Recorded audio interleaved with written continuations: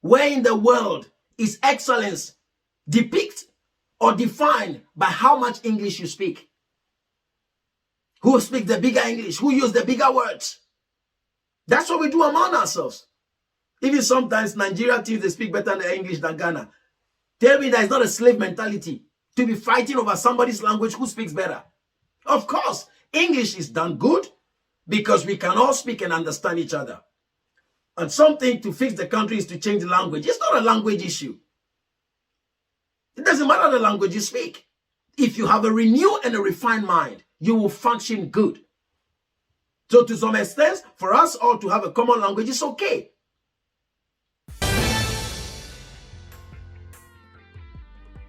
It is not the English speaking that is the problem. No, it's not. And those that pick on that, let's have a conversation.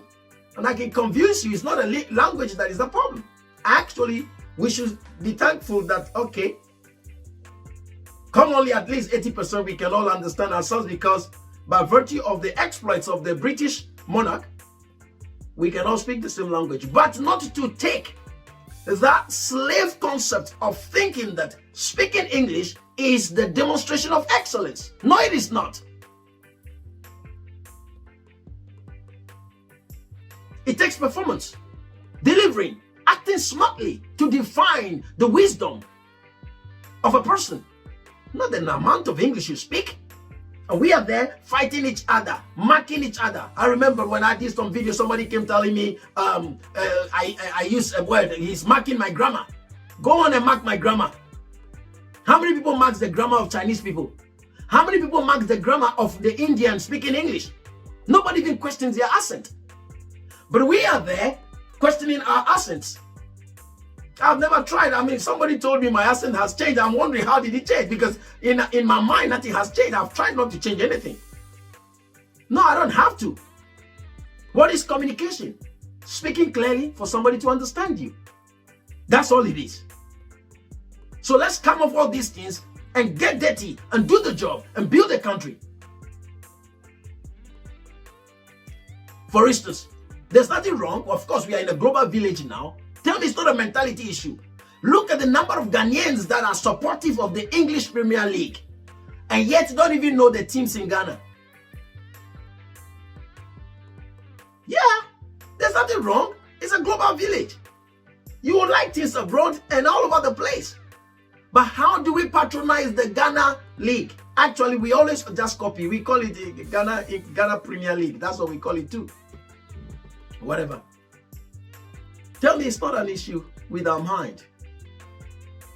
We will buy every souvenir of all these foreign nations teams and tell me you're not contributing to their economy to function very well, and then you sit down there and be questioning Ghana's economy. When was the last time you buy a jersey of House of Hope? When was the last time you buy a jersey of Ashanti Kotoko? When was the last time? But you will spend $80, 80 pounds, 100 pounds. Those jerseys are expensive. And buy jerseys of all these foreign English teams. There's nothing wrong with it. You're investing in their economy, and their economy is thriving. And you are there wondering that, why is Ghana like that? Because you don't spend in your own economy. That's the problem. There's nothing wrong. Don't get the hot seat wrong. There's nothing wrong to invest abroad. No. But we have to know our own and have a preservation, a reservation for that.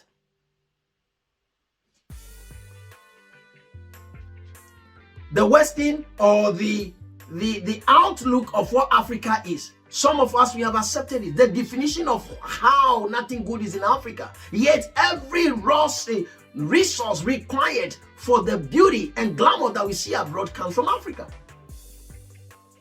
Africa, Ghana, the natural resource is the backbone of many nations. But yet we accept to ourselves because we are being told corruption, ours is played out of alignment. But there's corruption everywhere. Nepotism, cronyism is in everywhere. I have seen it myself. How individuals, managers will produce and create position for their own children. Tell me that is that a Ghanaian doing it? No, it's not a Ghanaian doing it. But if a Ghanaian does it, we are corrupt. And we sing it to ourselves because we have been made to think that we are bad people. Ghanaians, you are not bad people. Africans, you are not bad people. You are only being made to think you are bad. We are not. I have seen worse. I can tell you that. Worse. And truthful people I have seen. People with no integrity I have seen, and they are not Ghanaians. Wake up.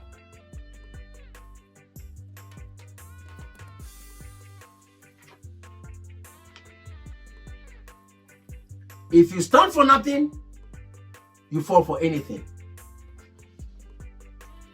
Before we go, we want to talk a little bit about patriotism. You know,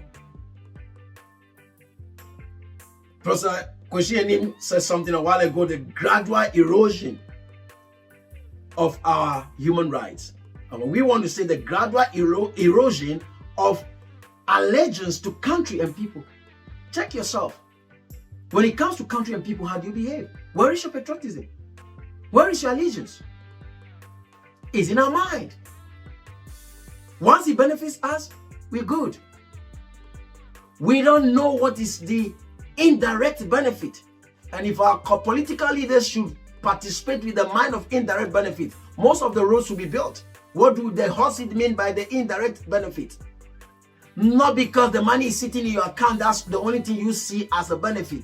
But driving on the good road is a benefit you will take too. But because you don't know that, if you participate in 80% indirect benefit, that is the maximum outlook of the country.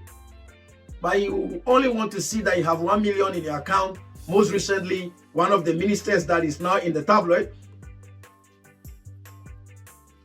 alleged to say she has stolen money. The money is still there, going out of court. We will see what comes out of it. Why will you have such a money sitting in your house? Why is it not in a business? Why is it not in an investment? What is the money for? This is not the first time we have seen large money being dangled in videos.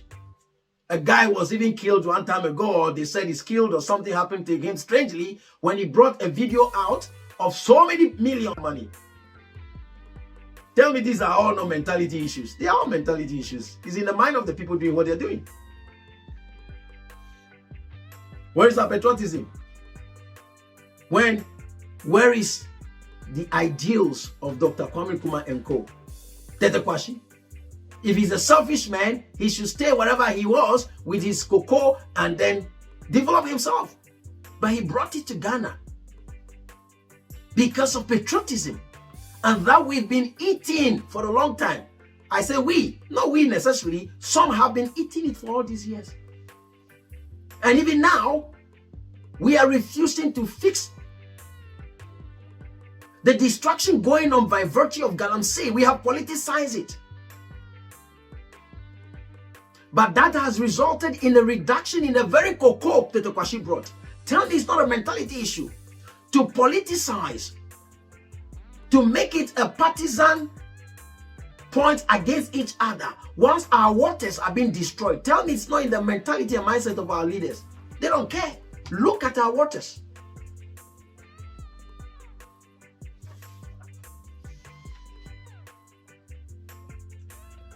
Anyway, that's all we have for you on the mentality and mindset. Leave your comment.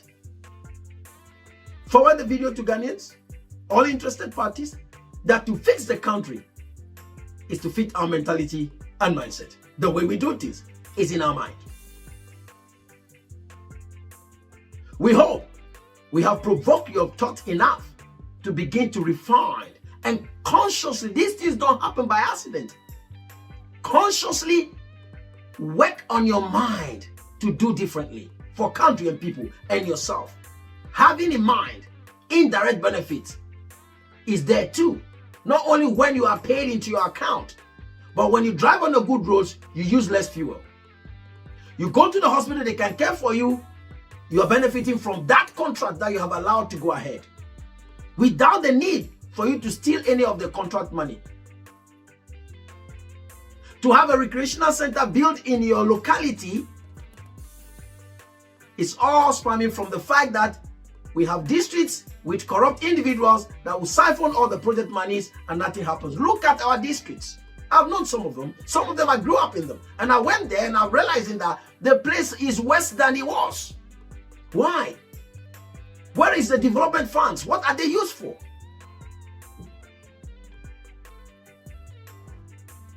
And we have this to say. Ghana is one of the most natural resource-rich countries in the world. The resources are endless. Let's work with them. It may be difficult, but let's start and stop all the superficial politics that we've been playing and start the grassroots building of Mother Ghana with a renewed mindset, with a renewed mentality.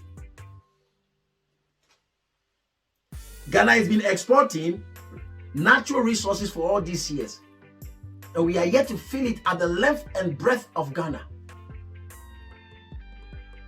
Now, what have we started? Instead of building medical facilities, we have now started export. Whether they have started or not, it was in the news that Ghana want to be exporting nurses. We've exported natural resources that form the backbone of countries and still is. We have nothing much to show for it. Now we think human resources exporting abroad is going to fix Ghana's problem. Tell me that is not a mentality and mindset issue. Instead of us to begin to build formidable medical facilities because we don't have it. The medical facilities are woefully inadequate. And therefore the nurses don't have places to practice. Instead of us to make a decision, come out with a governmental instrument, a policy that means that every 6 months, every 12 months, medical facilities are built. The superficial solution is to export nurses abroad. Tell me it is not a mentality problem. It's not a mindset issue. We look for the obvious, simpler, non-formidable solutions so that we have cash in our pocket to spend or to steal, to loot and look good. Mentality and mindset issue right there. And truly some villages don't have medical facility. Districts don't have it. And instead of to seize the opportunity, and a lot of nurses, medical practitioners are coming from school and are not having places to practice. And therefore, let's begin to build.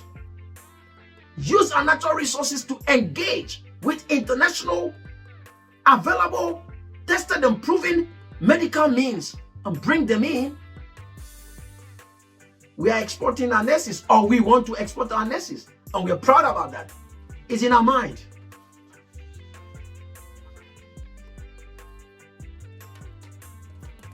Remember, to fix the country is to make Ghana work.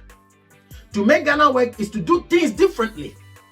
To do things differently is to have a change of mentality and mindset on matters concerning country and people and community. This is the hot seat.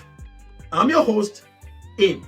Till we come your way, God bless Mother Ghana. Long live the Fourth Republic. And we pray and hope we begin to renew our mind, our mentality on all the things that we have mentioned and more, because it's not exhaustive. Share the video, subscribe to the channel, help the channel grow so we can bring more of this thought-provoking discussion broadcast to you. Bye for now. If you love your country, sing Ghana's word. Let's stand together. Ghana's word. No partisanship. We say Ghana.